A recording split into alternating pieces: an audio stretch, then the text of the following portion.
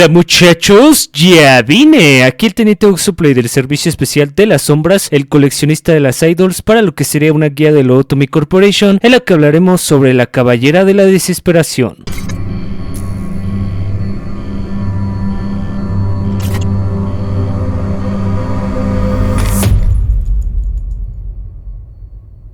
Oxoplay. The Video Games with Sound Soldier Plays. La Caballera de la Desesperación es una chica mágica y anormalidad de riesgo WAW con una apariencia bastante característica. Parece directamente sacada de un cuento de... ¿princesas? Vamos, que es imposible confundirse con esa galaxia que porta en toda su vestimenta. El principal problema con esta normalidad es que tardé bastante en encontrar la forma en la que se escapa, ya que a medida que van avanzando los días de gestión dentro de la instalación, realmente no sucede nada y rara vez vas a notar que está ahí, porque no hace nada literalmente. Qué ironía que la reina del odio esté tan jodida y está más bien... ¡Es que mírala! ¡No hace nada! La reina del odio debería aprender algo de la Caballera de la Desesperación. ¿Por qué no puede ser igual de estoica? Supuestamente su origen se remonta a un antiguo reino donde prosperaba la paz absoluta y servía como defensora del mismo, pero al igual que las otras chicas mágicas no se sabe exactamente cómo es que llegó a las instalaciones. Tras lo que pareció ser una especie de guerra civil o golpe de estado, el reino entró en caos absoluto, haciendo que la Caballera de la Desesperación perdiera su propósito y nuevamente, como las demás chicas mágicas, alimentando una obsesión enferma. En este caso sería una enorme obsesión por proteger a los demás, y es que su convicción era tan fuerte que vivía con la máxima de proteger al reino, al rey y a los ciudadanos de cualquier amenaza posible sin importar el costo. Sin embargo, a medida que fueron apareciendo más y más problemas, la Caballera de la Desesperación se empezó a dar cuenta de que sus esfuerzos estaban siendo completamente inútiles, o como yo suelo decir, los héroes pierden el tiempo. Es que...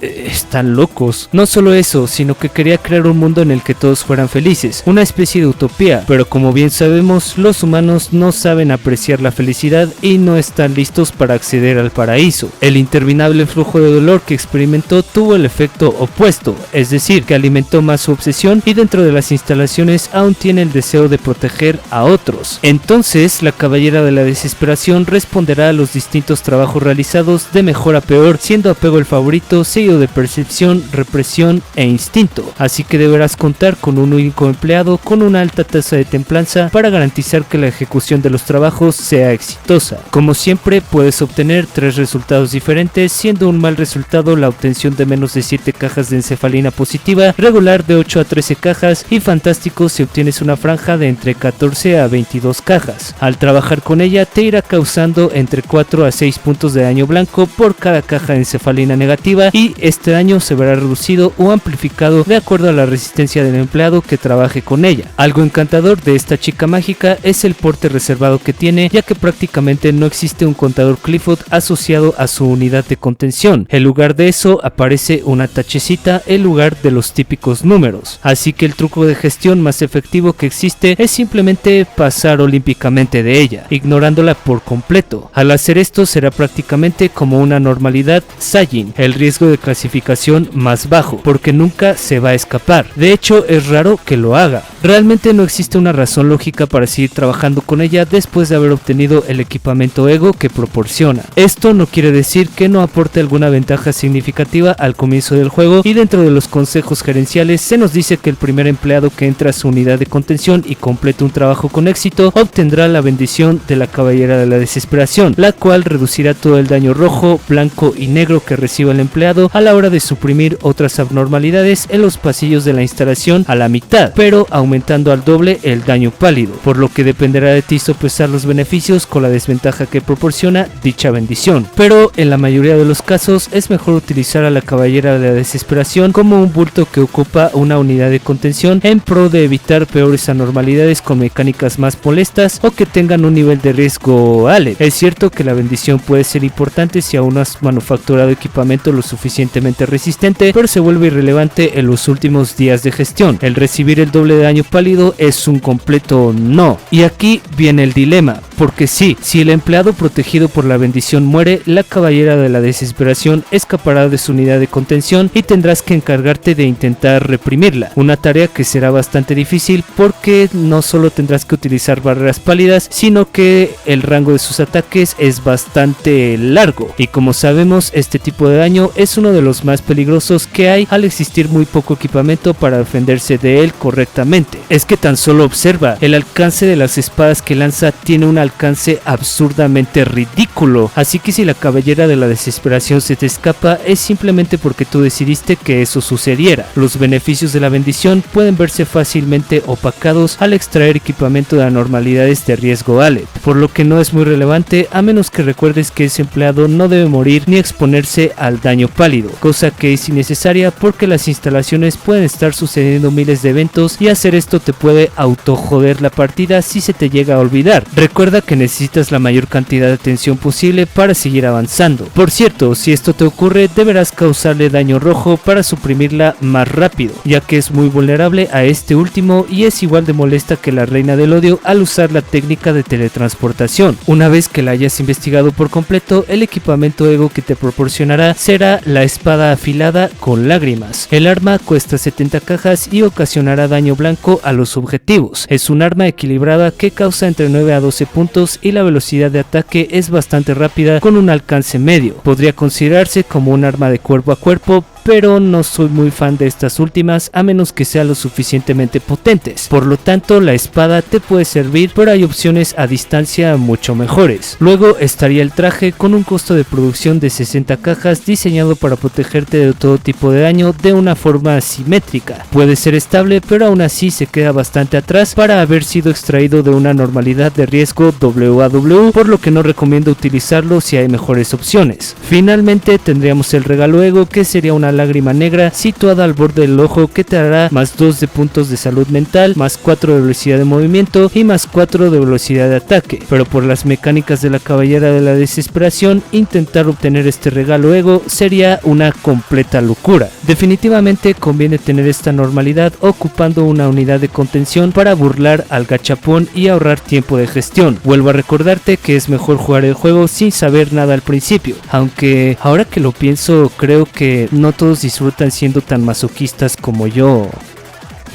Si te están gustando estas guías, no olvides suscribirte para que tu trabajo como gerente sea más sencillo. Déjanos un like y coméntanos acerca de cualquier problema que estés teniendo con alguna normalidad para ayudar. Nos vemos en la siguiente guía. Hasta luego.